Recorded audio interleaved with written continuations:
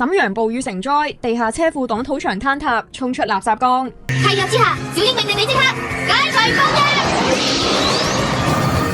近日中國多個城市都嚴重大暴雨同水浸，其中喺瀋陽嘅榮盛和月明底小區嘅地下車庫更加頂唔順雨水衝擊，成面擋土牆，嘡一聲冇晒。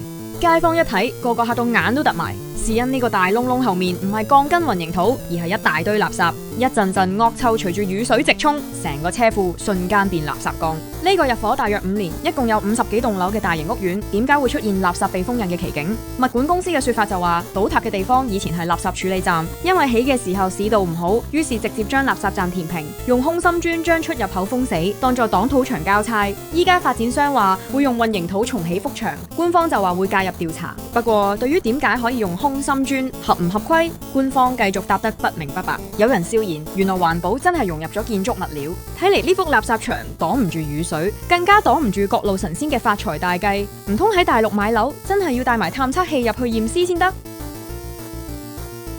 ？Techline 繼續同你 tech 盡香港至 hot 話題，睇完記得 comment、like、share 同埋 subscribe。我哋需要你嘅支持，更需要你嘅消息。有料即爆 ，WhatsApp 報料熱線91060617。